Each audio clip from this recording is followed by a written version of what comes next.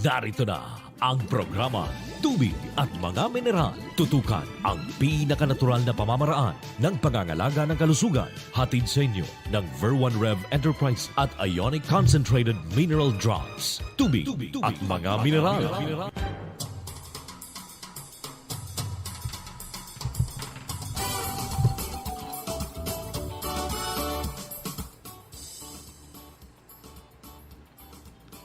Magandang araw po sa inyong lahat. Ito po ang programang Tubig at Mga Mineral sa Sabadong Edisyon. Ako po si Ma'am Bernie, kasama po ang nag-iisang doktor, water doc ng Pilipinas, na si Dr. Renyo Paragas. Doc, good afternoon. Magandang araw din sa iyo, Ma'am Bernie, at sa lahat ng nakikinig at nanonood ng program. Para sa ating words of wisdom for today, galing po ito sa Psalm chapter 94 verse 19. When doubts filled my mind, your comfort gave me renewed hope and cheer. Tayo po ay napapakinggan sa iba't ibang himpilan ng radyo, Luzon, Visayas, Mindanao. Gayon din po sa ating live streaming sa YouTube channel at sa ating Facebook page, Ionique Minerals Philippines. Salamat po sa inyong pagantabay sa bawat programa po na aming pinapabot po sa inyo. Simula po yan Lunes hanggang Sabado. Pag Lunes hanggang Biyernes po, dito po si Ma'am Angie, at kapag ganitong oras, Sabado po kami po ni Doc Ren. So, para po sa ating update, babalik ko po ito kay Doc. Doc, for your water doc updates. Yung update natin for this week is as usual po, tuwing Lunes at Huwebes ng linggo po, tayo po ay nag-conduct ng free clinic dito sa head office. Pagkatapos sa araw ng Martes, tayo po ay lumalabas sa iba-ibang municipalities dito po sa Camarines Sur. And noong Martes po, kami po ay napunta sa bayan ng Minalabak. At gusto kong kunin itong pagkakataon para pasalamatan yung team ni Mr. Elvic Obias, yung kanyang kapatid Flory, at si Catherine. Maraming salamat po sa inyong napakainit na hospitality habang kami po ay nandoon. At maraming salamat doon sa mga residents ng Minalabak na sila po ay nag-avail ng ating check-up po doon. And then kahapon po, araw ng Biyernes, kami po nag-conduct ng check-up din sa lungsod ng Iriga at hosted by yung ating PDO or Product Distribution Outlet doon. Gusto ko pasalamatan si Mr. J.V. Velasquez at si Miss Robina Velasquez na ngayon. Salamat po sa inyong hospitality. Thank you din kay Mr. Mark Bibay for helping us conduct yung ating check-up po doon. At gusto ko parating yung mga residents ng Nabwa, Iriga City, Buhi, Bula, Bato, Sampa. Na sila po ay dumalo po dito sa Iriga City for their check-up. At meron din ilan-ilan na naging positive po ang kanilang response do sa ating ginagawa sa kanila. And then, malapit na po na meron din na mag-graduate. Dito po sa Naga, meron po tayo nag-graduate after several years na siya po diabetic. Finally, nabigyan po din siya ng recognition noong Huwebes. Okay? Thank you kay Mr. I forgot the name. Siya yung nagbigay ng kahapon yung testimonya na yung kanyang diabetes po ay control na po. And gagawin natin is just follow up. Umpisan na natin siyang bigyan din ng what do you call this? Yung kanyang diet kay Mr. Pumilya po pala yun ang kanyang pangalan. Okay? So thank you very much for your trust and confidence for dun sa concept natin. At maraming salamat din sa lahat po na nakipag-participate dito sa ating webinar this morning. Tayo po ay nag-webinar topics on cancer, chronic kidney disease, at saka yung natural ways to boost your immune system. And because of this pandemic, marami talaga ang worried na baka sila po ay tamaan ng itong COVID-19. However, with our approach, yung more natural, these are all God-given solutions to boost our immune system para hindi tayo basta-basta matamaan kung ano-ano pong ang infection na lalapit po sa atin. So, isang bagay lang ang gusto kong parating is that meron akong napansin for itong week na ito, lalo for the week na ito, ay marami tayong patients na who availed of our services ng matagal na ng panahon. May mga iba na after yung a year ago, sila pa hindi na bumalik for their follow-up check-up. May mga iba ilang buwan na hindi bumalik. And then all of a sudden, itong week na ito, parang nagsulputan uli po sila. At nung tinatanong ko po kung bakit sila matagal bumalik, so sabi po nila is yung number 1, yung diet. Number 2 is yung mahirap daw sundin yung kanilang concept. Pero despite na yon at sinubukan uli balikan yung mga gamot na iniinom nila, nakita nila na wala pa rin pagbabago. So finally, nag-decide po sila na i-adapt na lang ulit nila yung ating concept. Mga iba kasi, sumusuko po sila once na nakaramdam po yung tinatawag natin na healing crisis. Ang tao kasi na dumadaan sa healing crisis po, ang pakiramdam po nila ay yung parang lumalala ang kanilang kalagayan kaysa sa gumaganda. And this healing crisis is a concept wherein ang unang ginagawa ng itong mga dietary supplements na binibigay namin sa kanila, ang unang stage po yung dadaanan po nila is detoxification. When you say detoxification, ang nangyayari po is that itong ionic minerals at mga ibang mga minerals na yan, bubunutin nila lahat ng mga toxins na nakabaon sa katawan po ninyo, dadalhin niya po sa circulation para ma-dispose po yan dun sa kidneys nyo through urination. And this is the most natural way na nililinis po ang katawan natin. So between day 3 to day 5, pag naipon na itong toxin sa inyong dugo, ang feeling nyo para ho kayo nalalason. Okay? Kaya nga toxins ang tawag eh. So it is a time na kayo po ay nakaramdam ng panghihina, kayo po ay nahihilo, mga iba sumasakit ang buong katawan, mga iba po ay nasusuka, okay? And then mga iba nagtatae. So because of this one, sabi nila na hindi nila itutuloy yung concept o yung approach na binibigay namin sa kanila. And then later on, siguro sa pagkikinig ng aming program, doon nila lang maintindihan na yung healing crisis po ay talagang ganon. And with no improvement at all, yun, naisipan nila na balikan ako. And then this time, I'm expecting na they do understand the concept better at mas magiging encourage po sila na sundin na yung ating concept. So ito po yung aking update for today, ma'am. Thank you, Doc. Thank you very much, Doc.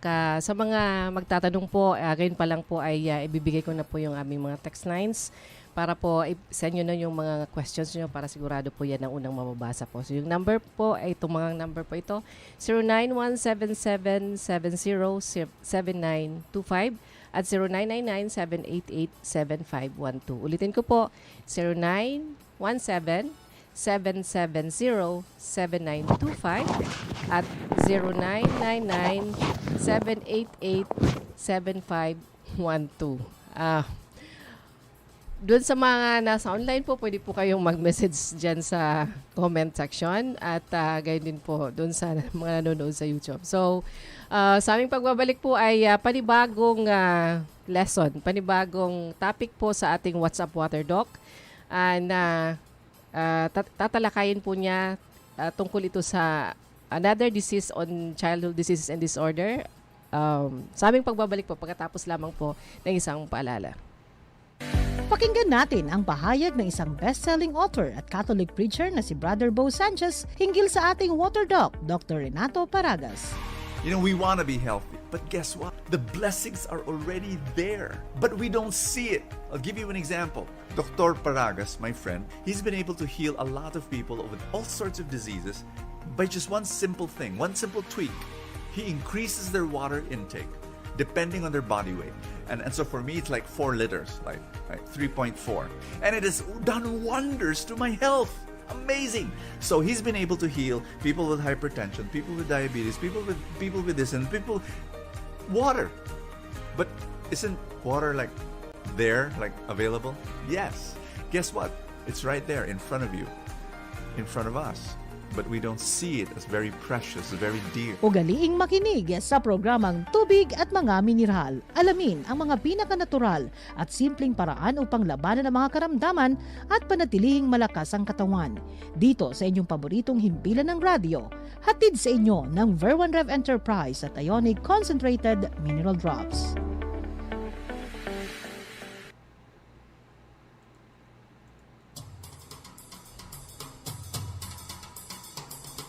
Nagbabalik po aming programang Tubig at Mga Mineral at ngayon po sa segment natin ng WhatsApp Water Doc ay pag-uusapan po ang tungkol sa isang childhood disease disorder na acute myeloid leukemia or AML. Sige na Doc, ikaw na po. Okay, maraming salamat uli, Ma'am Bern. So, doon sa mga previous weeks po, tayo po ay nagdi-discuss ng mga childhood diseases and disorders. At 2 weeks ago, diniscuss po natin yung acute lymphoblastic leukemia. So, to continue discussing ang mga childhood diseases, pag-uusapan po natin ngayon is the acute myeloid leukemia or AML. Ito po ay isang klaseng leukemia din, but the only difference is that kung anong mga blood cells ang dumarami, ito po yung difference between yung lymphocytic o lymphoblastic at saka itong myeloid leukemia. So itong leukemia po is also a form of cancer. Yung problem po is in the bone marrow, wherein yung bone marrow po ay nagpo-produce na napagadami ng isang certain kind of abnormal blood cells. Okay? Ang acute myeloid leukemia is also called as acute myelogenous leukemia or acute non-lymphocytic leukemia or acute myeloblastic leukemia or acute granulocytic leukemia. Anong mga signs and symptoms? Usually fever. Yung fever could happen with or without infection. Magkakaroon siya ng pain dun sa bone. Maputla ang kanyang balat, madali ho siya magkaroon ng pasa. Kung medyo na yung condition ng kanyang sakit, maaring yung mahina siya, weak or lethargic. Medyo nahirapan din siyang huminga, madali po siyang kapitan ng infection. And oftentimes, nakakaroon siya po ng unusual bleeding, okay, which is spontaneous. Maaaring nose bleeding o yung bleeding ng gilagid. And sometimes po, magkakaroon din sila ng manifestation sa skin na tinatawag natin na petechial rashes. Ito po ay sign na nakakaroon ng bleeding po dun sa skin. At meron isang sign, ang tawag po dyan is leukemia cutis, wherein nakakaroon ng mga bukol-bukol dun sa leeg, sa ilalim po ng kilikili, sa tiyan, sa singit, at ibang mga part ng katawan ng kulay blue or purple po na bukol-bukol. Okay? Or maaari din siya magkaroon ng blue-green lumps, okay, sa paligid ng kanyang mata. Ang tawag po dyan is myeloid sarcoma. Mga ibang signs and symptoms po is magkakaroon siya ng eczema-like skin rashes, nawawala ang kanyang ganang kumain, and sa nipo niyan, maaari siyang mabawasan ng timbang, magkakaroon ng weight loss. Headaches, another symptom, and then visual problem, and pag tinamaan na po ang brain, maaari po siya magkakaroon din ng confusion. Ano yung cause? Sa hindi alam na dahilan, ang nangyayari po, yung stem cells sa bone marrow, ito po yung cells na nagdi-differentiate to become different cells of the body. But in this case, yung isang klaseng blood cell, ang tawag po dyan ay myeloid stem cells. Okay? Ito po ay pagtuloy-tuloy ang maturity niya will either become red blood cells o yung platelet. Okay? Iba po kasi yung white blood cells, iba po din yung mga lymphocyte. Okay? But ang myeloid cell will bring about red blood cells at saka yung platelet. So, pag dumami po, because ang nangyari po dyan, nagkakaroon ng parang mutation, yung genes that will usually prevent yung stoppage ng multiplication ng cells. Normally po kasi, ang normal genetic code would say na pag certain number of itong stem cells will be converted into a specific cell, pipigilan na po yan ng genes. Kasi ang genes has both inhibitory and excitatory action. Diba? So kung marami, papipigilan niya. Kung kulang, padadamihin niya. But in this case, para siyang sasakyan na nawala ng preno. So tuloy-tuloy po yan. And with that, dumadami po ang bilang ng cells. And with this, it turns out to be parang blood dysplasia or cancer. Okay? So ano po yung mga risk factors involved kung bakit ito po ay nangyayari? It is said that itong type ng leukemia, unlike yung lymphoblastic which is common in children, itong myeloid is more common in older people, usually 65 years old and older. Okay? It is more common sa males and then sa smokers. Kasi we all know that ang cigarette smoke contains more than 7,000 toxins. Okay? Ito po yung ibang chemical na nadudulot yan. But one of the chemical that is closely associated with this type of leukemia po ay yung benzene. Okay? Although other chemicals may cause it. Kaya aside from smoking, kung kayo po ay exposed sa chemical, specifically benzene, maaari rin kayo magkaroon ng ganitong leukemia. And also, kung kayo po ay nagkaroon ng previous treatment, both chemotherapy and radiation, it may also cause. Kaya nga ako personally, as much possible, dinidiscourage ko yung mga cancer patients to undergo both chemo and radiation. And then, dun sa mga exposed to radiation, okay, like the nuclear reactor accidents, tulad nung yung binomba yung dalawang syudad sa Japan, Hiroshima and Nagasaki, they have found that hanggang 4th generation po ay nagkaroon talaga mutation, okay, na malignancy, na nagkaroon ng cancer ang mga taong exposed to radiation. And some blood disorders, tulad na myelodysplasia, myelofibrosis, polycythemia vera, and thrombocythemia, ito po ay mga cases din na nakaka-contribute na magkaroon ng ganitong klaseng leukemia ang isang individual. Aside from that, genetic disorders. Noon kaya ako ay nag-discuss po ng lymphoblastic leukemia, marami pong genetic disorders that contributed to the disease. Ganito din dito. But one that is really common is yung Down syndrome. Okay? So, paano po malalaman kung yung tao po ay mayroong ganitong sakit? One of the basic tests na ginagawa po nila is yung complete blood count. Nakikita po kung mataas po yung bilang ng inyong red blood cells, yung platelet, and also yung granular cells dito sa inyong blood count. And aside from that, ang pinapagawa kasi usually ng mga hematologists is yung peripheral smear para ma-identify kung ano. Ngayon, kung mayroon silang makita na there are myeloblast o yung immature cells na present in circulation, that could be one of the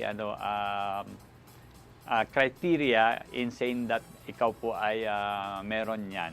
Okay? So yung blood test will say that you have too many white blood cells, kulang po kayo sa red blood cells or platelets, okay, or the presence of blood cells or immature cells, okay, in your circulation. Now, ang hematologist po, ang gusto nila talaga makita for confirmatory diagnosis of leukemia is yung bone marrow aspiration o yung biopsy. Kaya kinukuha po dun sa hips ang inyong bone marrow, pagkatapos tinitingnan sa microscope So kung makita nila yung bilang at saka yung presence of so many immature cells, yun, sasabihin nila na meron ka ng leukemia. And if they're entertaining na affected yung inyong nervous system, specifically brain, ang gagawin sa inyo is lumbar puncture or yung spinal tap. Okay?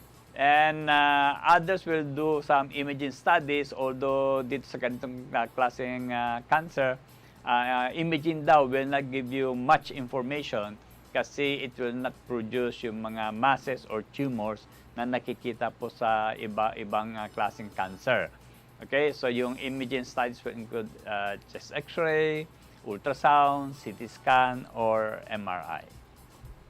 Ang management, ang conventional medicine po, ang kanilang manage po dyan is tatlo lang usually sa cancer. One is surgery, second is chemotherapy, and third is radiation. Pero dito, wala naman ooperahan kasi wala naman bukol. So, ang ginagawa po nila is chemotherapy, radiation, and bone marrow or stem cell transplant.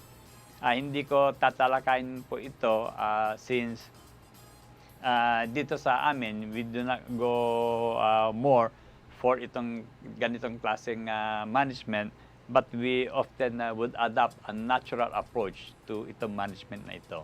So, ano mga natural management?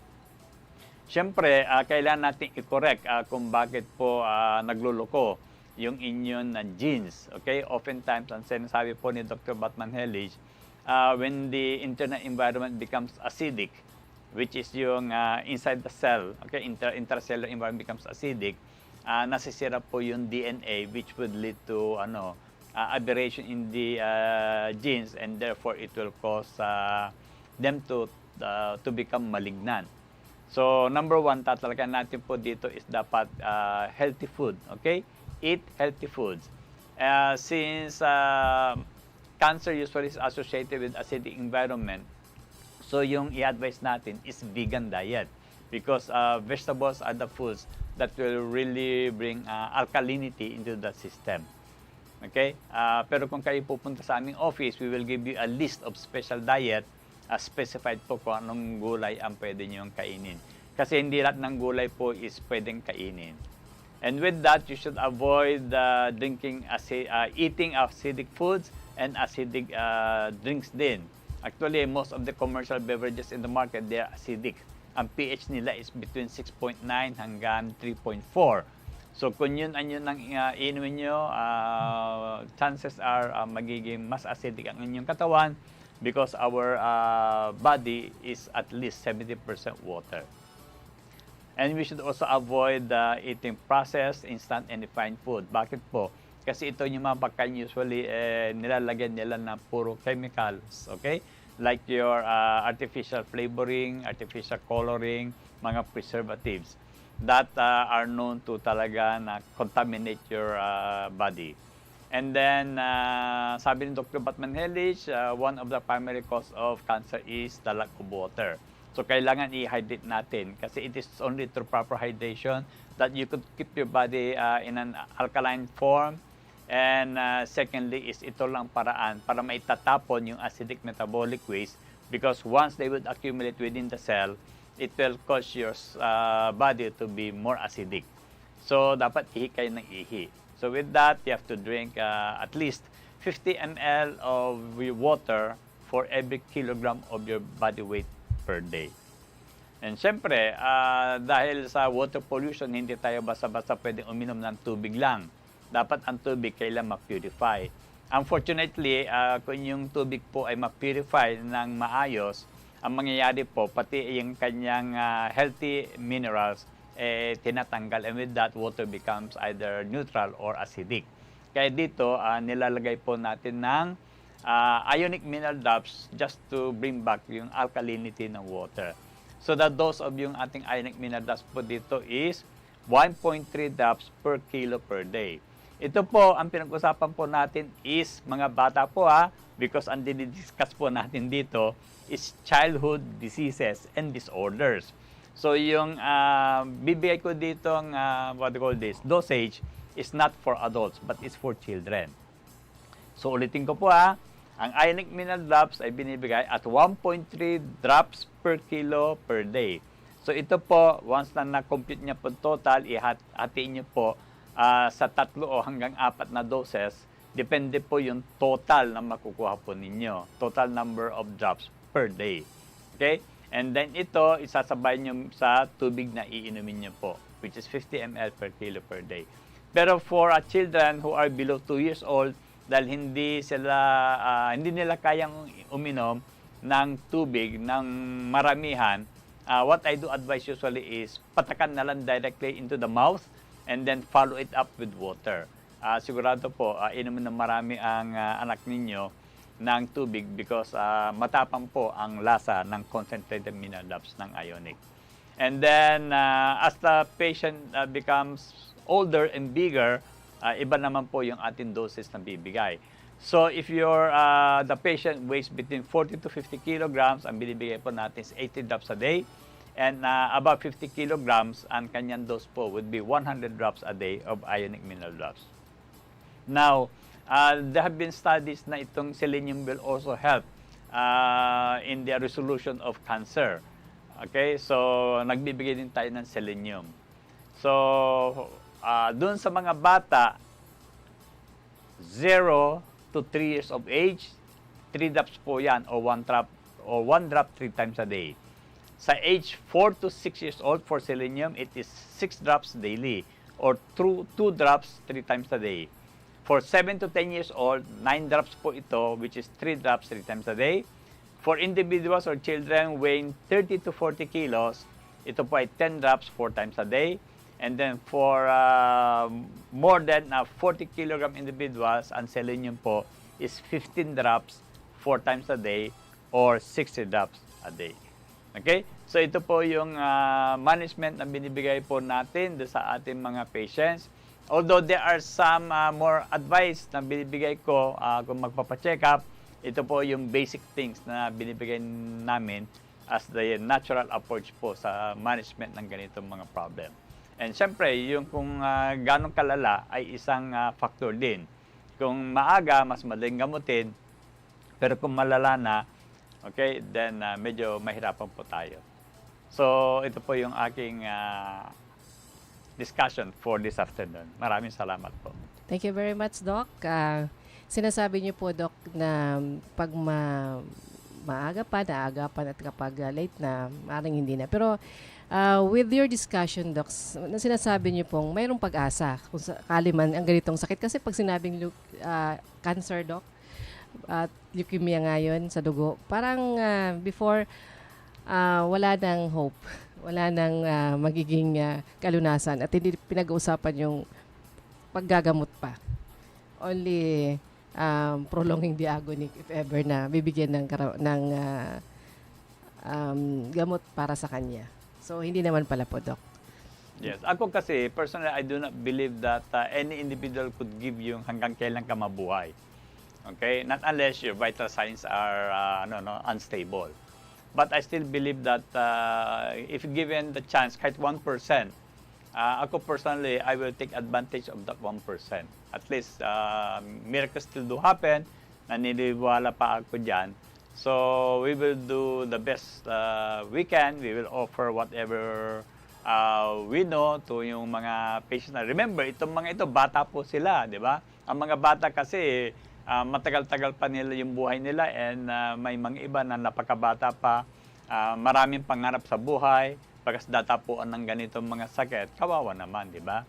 So, it is also very difficult kasi for parents, lalo na ililibing ang kanilang anak. Okay lang mga anak, nililibing yung magulang. Pero kung yung magulang nililibing yung anak, napakasakit po sa kanila po yan. So, I will still grab that one chance if given the opportunity. Huwag ko kayo mawala ng pag-asa because napakaganda po ang positive attitude. And with that, kung minsan kasi, there are only trials in life. Okay? Sinusubukan lang tayo. So, trusting God, tutulong po yan. Amen. Personally, Doc, mayroon na po ba kayong mga naging cases dito po before nung nasa hospital pa po kayo?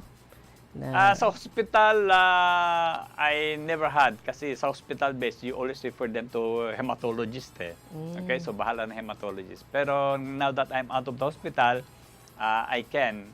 Sometimes kasi sa hospital, kung hindi mo specialty yan, yung hospital mismo ang pipigil sa'yo na dapat ang hahawak ay yung mga sa paniwalan nila na mas nakakaalam. Pero in my practice ngayon, marami naman tayong patients na galing naman sa espesyalista, pero hindi sila natulungan. And when they come to me, like diabetes, di ba? Mga diabetes natin. O ilang espesyalista na ang tumitingin sa kanila for more than 10 years, mga iba 20 years. But despite that, they're still diabetic. So, it is naman ng ako, I still go for things that God had given to us to keep ourselves healthy. Hindi mga man-made na bagay, kundi God-created solutions. Yes.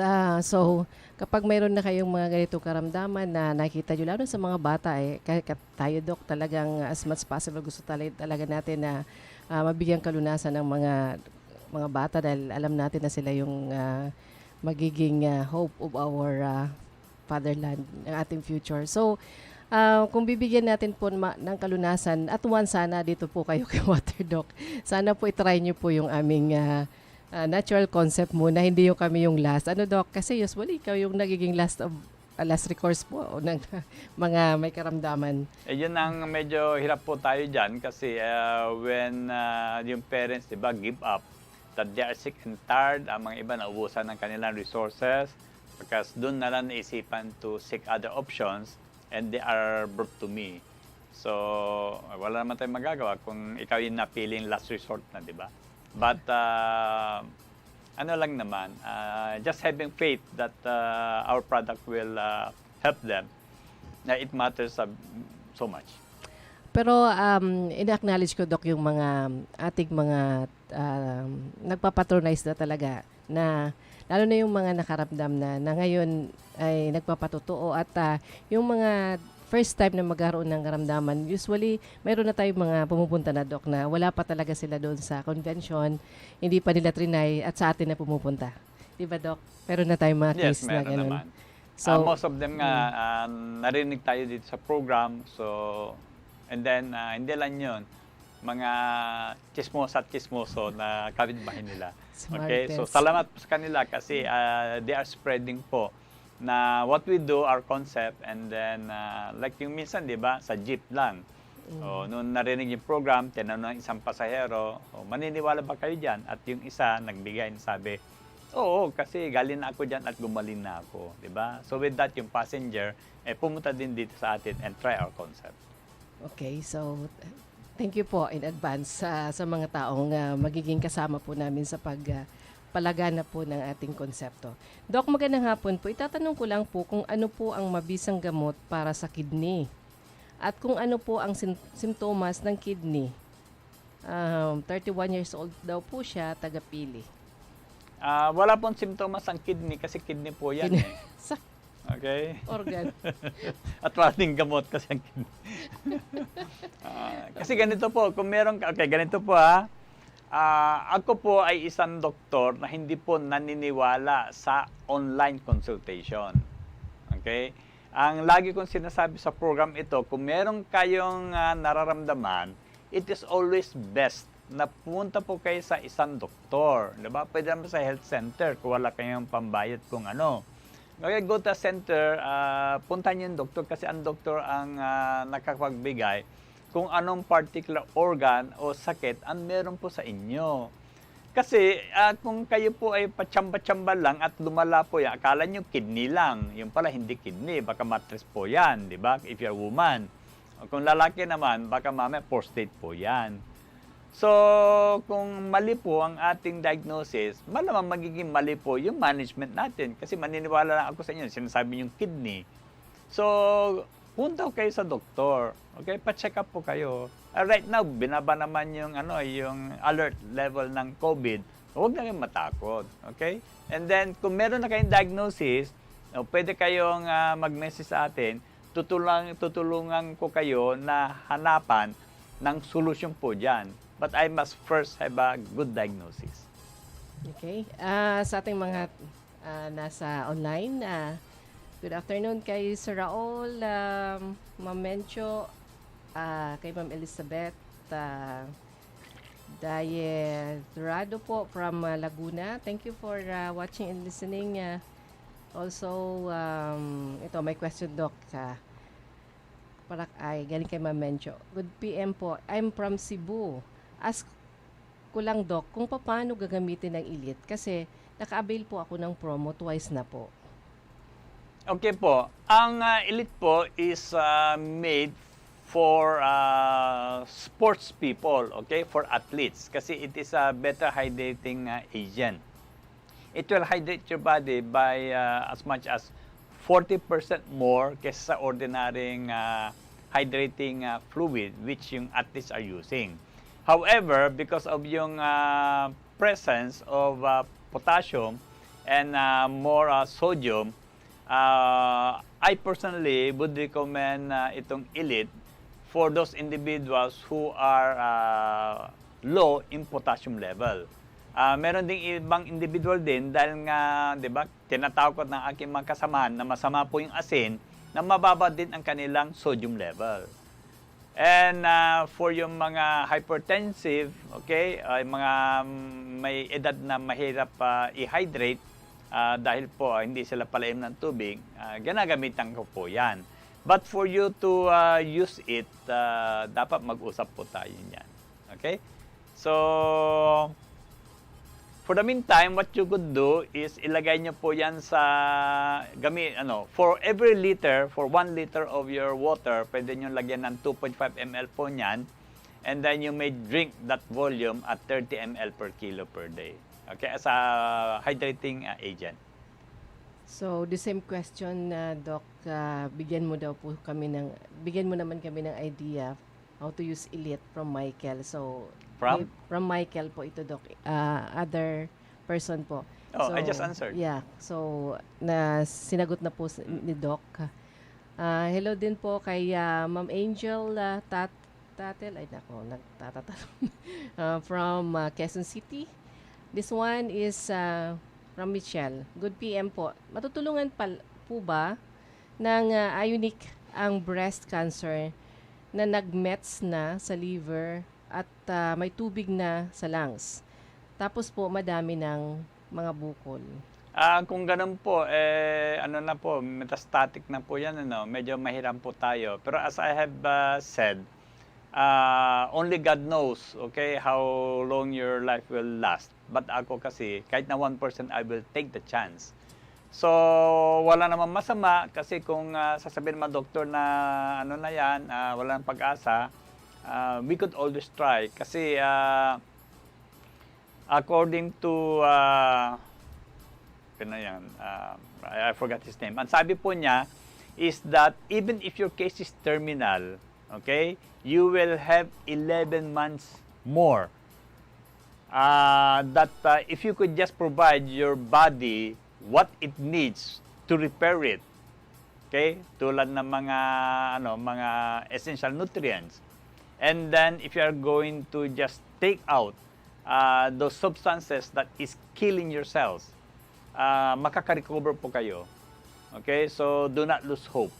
Ang importante po is sundin nyo lang yung mga instructions na ibibigay namin sa inyo. So right now, the best advice I could give you is to go to our office sa Cubao, sa Farmers Plaza po, second level. Hanapin niyo po yung Ionique CMD po dyan o yung Berman Rev Enterprise.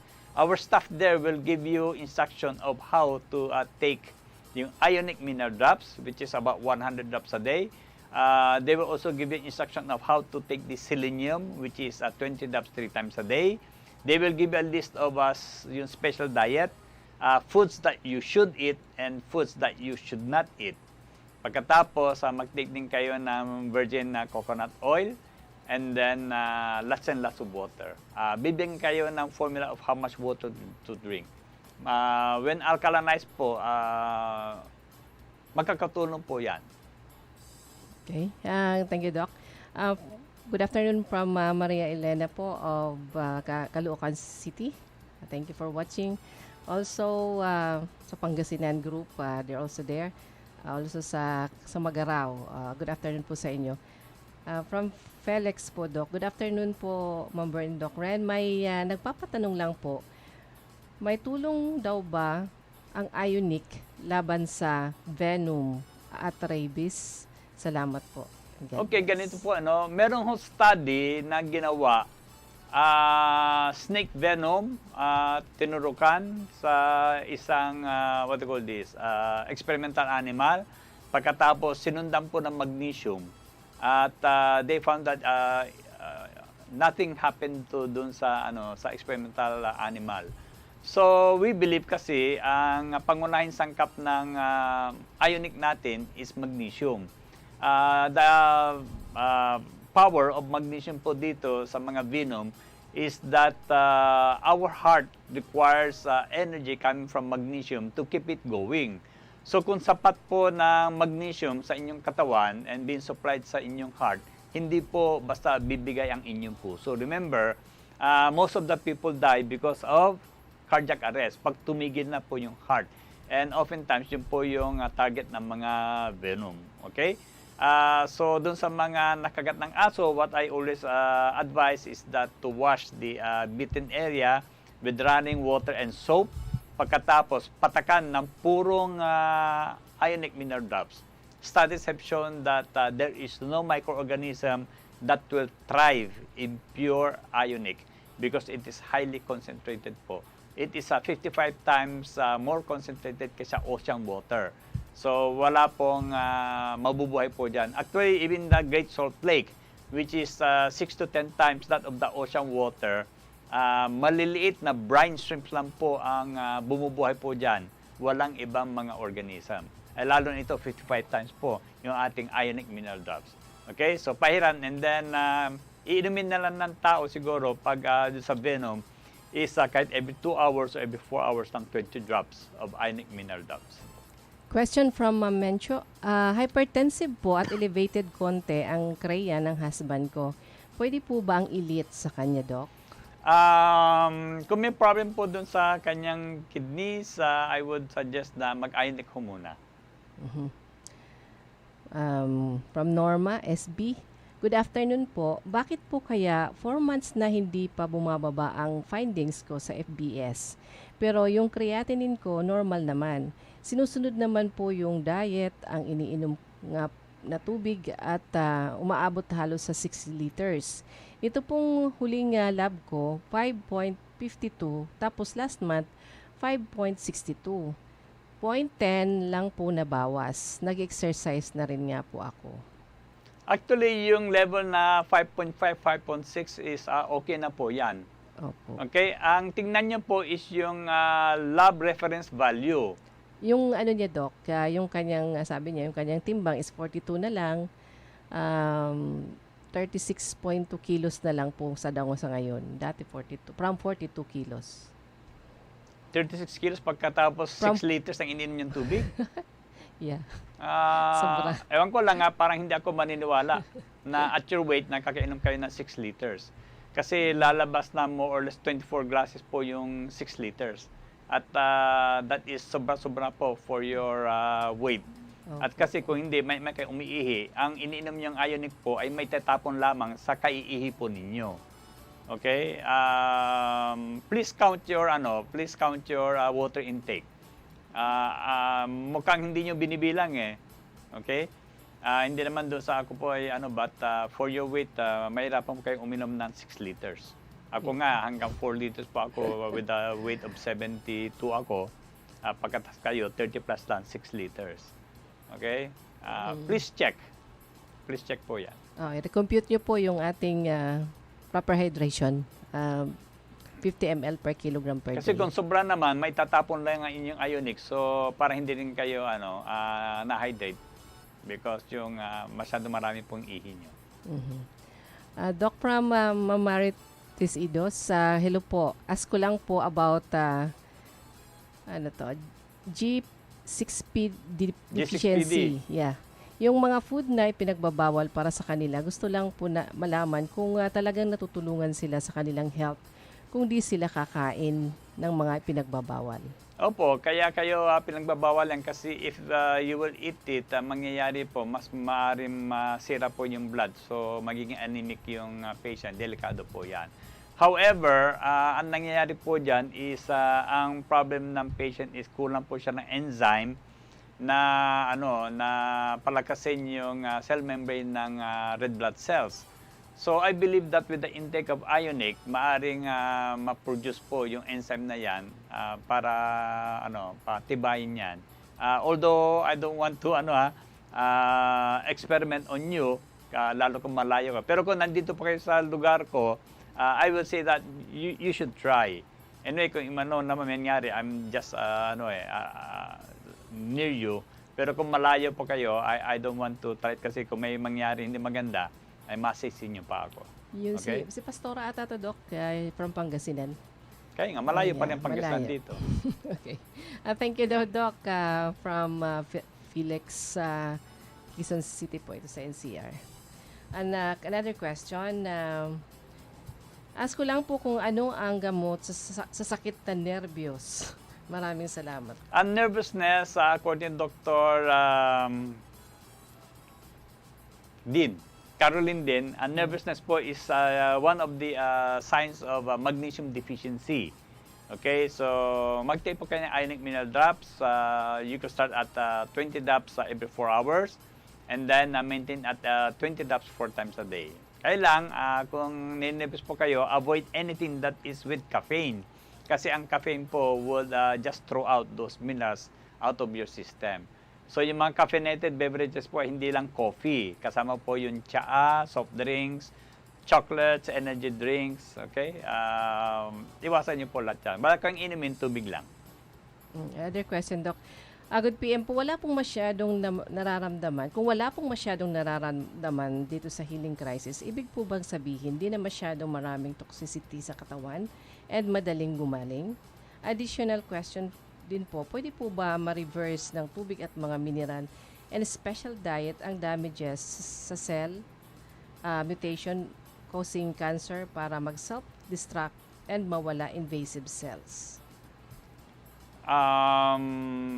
The first po, yung healing crisis, ang ibig sabihin ng healing crisis kasi is detox. So kung hindi masyadong toxic ang inyong katawan, hindi gaano maraming toxins, then there's nothing to clean. Parang bahay po yan eh. Kung less ang dumi, sandali lang linisin. Kung maraming dumi, mas matagal linisin. So too with the body. Ngayon, as far as yung sinasabi niyong mga what do you call this? Doon sa mutation of your cells, according to Dr. Batman Hellige, the best way to prevent such mutation to occur is just to prevent your body from turning into acidic environment. Kasi once na yung acid mag-accumulate within the cell, ang acid kasi nakakasira ng cells po yan. And one of the things that will be destroyed within the cell are the genes. Okay? So if you could just maintain an alkaline environment, which is the healthiest environment dun sa loob ng cells, then you will not only avoid damages within the cells, but you will also provide the cells the best environment that it could thrive in. Matutuwa po ang cells sa inyong katawan. Although I do not definitely say that bawal ang karne, but if you could just maintain 20% meat and 80% veggies in your diet regularly, safe na po kayo, at saka drink lots of water, which is 50 ml per kilo per day. Thank you, Doc. Magpapaalam na po kami dyan sa Davao, Davao area, sa Mindanao area po natin sa Ver 1 Rev Enterprise Davao. Matatagpuan po ang ating opisina dyan sa Mezzanine Manuel Morales Building, 109 JP Laurel Avenue, Barangay 12-B, Bahada, Davao City. So, punta na lang po kayo if ever napapakinggan pa po nyo kami. In a minute po, mapuputol na kami. Pero pwede po kayong pwede nyo pa kaming sundan po dito sa ating FB Live po sa Ionique Minerals Philippines. Another question, Doc. Siya daw po yung nagtanong tungkol sa nag-mets na cancer. Meron pa po ba kayong office dito sa Dagupan, Pangasinan para makuha ko advice po ng dapat gawin? Sa Dagupan po, try nyo sa FB, hanapin nyo po si Mr. Jesse Geminiano. Taga-Dagupan po siya. He'll be more than willing to assist you, solve your problem. Si Jessie po ay matagal nang nag-train sa akin po dito. Talaga nag-invest po siya ng time. So, marami po siyang alam. Actually, sa Dagupan, 3 doctors na diabetic po ang ginamot na po niya. So, huwag kayong matakot po. Okay? Ulitin ko po Mr. Jesse Geminiano. I-search nyo dito sa FB. Or ano yan? Ionique Minerals Dagupan? Yeah. Yan. O Ionique Minerals Pangasinan, ibang ko kung which. Ionique Minerals Dagupan. So, Ionique Minerals Dagupan po ang i-search niyo doon sa FB, and you'll be able to get in touch with him. Siya na lang po ang hingin niyo na advice. Okay. Another one, Doc, from J. Ramos po ng Pangasinan pa rin to. Regular po akong nagtitake ng Ionique CMD, pero twice na po akong natamaan ng COVID, pati ubo. Di na gumagaling. Ano po ba pwedeng gawin? Okay. Ito po yung problem, marami tayong patients na nagtitake ng Ionique, pero hindi sila sumusunod sa aming concept. Ang concept po natin is tubig at mineral. So, according to Dr. Bicham, the only time na matataman ka ng infection ay pag madumi ang inyong internal environment. Kasi ang mikrobyo sa ating mundo, sila po ay janitors. Kaya usually associated yung mikrobyo sa dumi. Wala kayong makikitang mikrobyo sa lugar na malinis. Diba? Para sa kalsada, the only time na meron kayong makikita nagwawali sa kalsada po ay kung makalat ang kalsada. Pero kung yung kalsada nyo ay malinis, wala kayong makikitang tagawalis po dyan. Ganun po yung role ng ating mikrobyo. So kahit nag-ionic po kayo, kung kayo po ay umiinom ng mga ibang inumin, do not expect na kayo po ay makakalusot sa mga mikrobyo niyan. So, maaaring hindi lang twice or thrice siguro na makakaroon pa kayo. Okay? So, keep a healthy environment. Sundin niyo lang po aming concept. Ngayon, kung nakabili po kayo ng ion, gumagamit kayo, definitely, meron kayong copy ng book ko. Okay? Yung libro ko. The Number 1 Reason Why You're Sick. Basahin niyo po yung section ni Cellular Theory by Dr. Anton Bicham. Pag nabasa nyo po yan, maintindihan nyo kung bakit pabalik-balik ang infection po sa inyo. And secondly, ewan ko lang kung nabakunahan po kayo. If you did, then you will have the risk na magkakaroon po niyan because nagpakarga po kayo ng spike virus sa inyong katawan. Doon sa tanong dito sa branch dyan sa south part of Cebu, ang ating branch po ay nasa Cebu City mismo. So, pwede nyo po i-message sila. Pwede naman magpadala po ng product through courier. So, ang ating i-message po sa FB page po nila, Ionique Minerals Cebu. Yun po ang FB page ng ating branch dyan sa Cebu City. Anywhere po kayo na dyan sa Visayas area, pwede po kayo bumili dyan sa part na yan. Doc, ano po pwedeng igamot sa nagsusuka at nangangasim ang sikmura? Gastritis po yan. Ang kulang po sa inyo ay hindi gamot kundi tubig.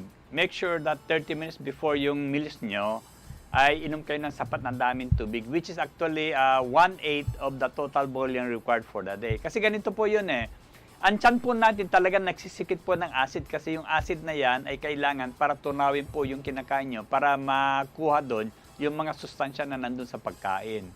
Ngayon, yung tiyan natin dapat merong layer of water sa ibabaw ng stomach lining. Para pagdating si acid, merong panangga para huwag dumikit yung acid dun sa lining ng tiyan nyo.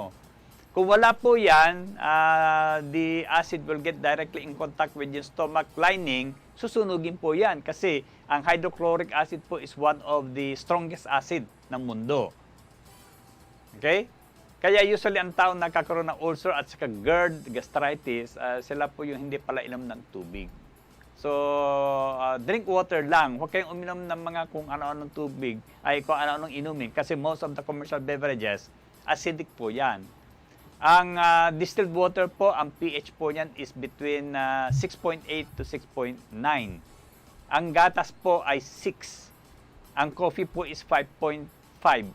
Ang tea po is 5. Mga alak po is between 3.4 to 4.8 ang pH. Lahat po niya acidic. Anything that is above 7 is alkaline, anything that pH below 7 po is acidic. Kaya instead of water, ito po yung iniinom nyo, sigurado magkakaroon kayo ng hyperacidity sa katawan, ay sa tiyan, and that will lead to itong gastritis, ulcer, and hanggang GERD po yan. So, maraming tubig ang kailangan yung inumin. Okay? 50 ml per kilo per day. Thank you very much, Doc. May mga kailangan pa bang i-remind? May mga reminders po ba kayo, Doc? Hindi na sa mga tanong muna? Wala. Wala. Okay. Doon ibigay ko lang yung address ng Cebu.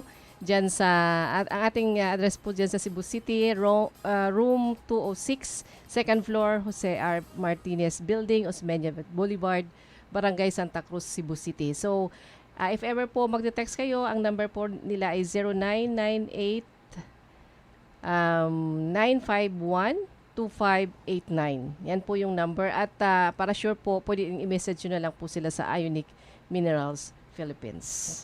Ang aking reminders po doon sa ating mga members po, ang ating thank you po pala kanina sa inyong participation sa ating webinar with Dr. Ren Paragas. At ang ating susunod pong activity po sa next Saturday po ay magkakaroon po tayo ng members consultative meeting. So sana po wag po kayong mawawala. As usual po, maging part pa rin po kayo ng ating mga activity po. Magbabalik po kami sa ilan pa pong mga, if ever may mga papasok pa pong mga katanungan, pagkatapos lang po na isang patalastas. Hi, I am Bruce Anderson, co-owner, CEO, and president of MRI. I want to inform our Filipino clients that Ionique Mineral Resources Philippines Corporation, or IMRPC, is the sole importer and exclusive distributor of MRI products in the Philippines today. After our sales agreement with Health Code International, or HCI, ended in 2011. For genuine and authentic MRI CMD that is known as the world's most powerful 100% natural food grade sourced health-giving ionic minerals, I encourage you to all purchase the most trusted brand, Ionique CMD from Ver1 Rev Enterprises, based in Naga City, Camarines Sur, and only its authorized product distribution centers and outlets throughout the country. Ver1 Rev Enterprises is located at Panganiban Drive, Naga City, Camarines Sur. Inyo pong napakinggan ang pagpapahayag ni Mr. Bruce Anderson, co-owner, CEO, at President ng MRI o Mineral Resources International. MRI is the manufacturer of the best food-grade mineral supplements in the world. Ito ay ang manufacturer ng original at 100% na pantaong CMD sa Pilipinas, ang Ionique Concentrated Mineral Drops. Food grade, natural, ionic, pure, complete, potent, balanced, proven, safe, trusted, convenient, economical, health-giving, fast-acting, verifiable source. The manufacturer and its complete contact details are indicated in all the labels.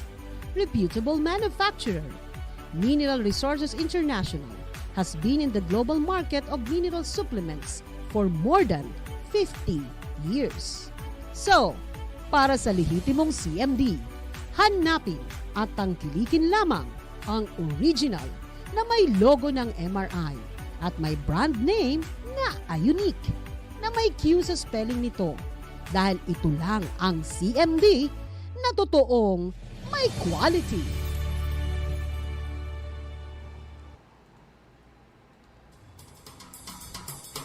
Nagbabalik po ang aming programang Tubig at Mga Mineral.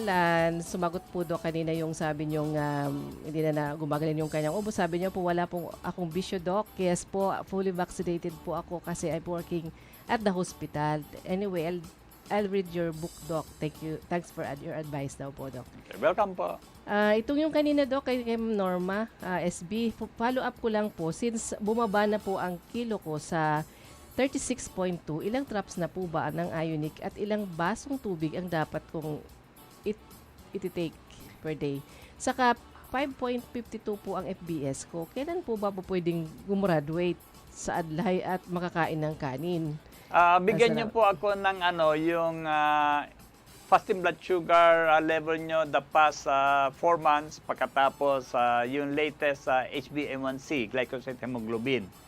And then, doon ako magsabi kung kailan kayo dapat mag-graduate. Actually, yung 5.5 is not worrisome. Kaya nga tinatanong ko kung ano yung reference value ng lab na pinupunta nyo. Kasi others will have as high as 5.8, meron 5.5, meron 6.4.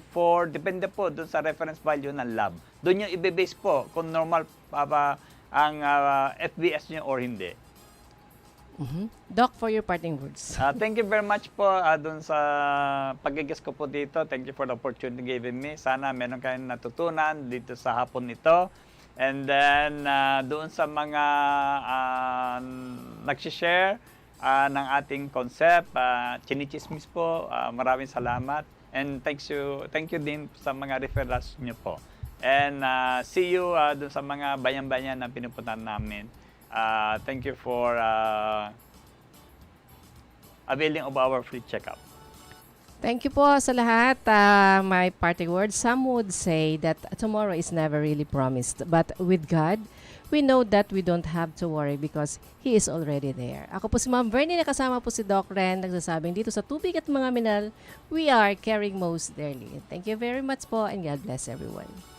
Inyong napakinggan ang programang Tubig at Mga Mineral. Hanggang sa muli, tayo'y magsasama-sama sa paglalahad ng mga pinakanatural na paraan ng pangangalaga at pagpapanumbalik ng kalusugan. Idatid sa inyo ng Ver1 Rev Enterprise at Ionique Concentrated Mineral Drops. Tubig at Mga Mineral.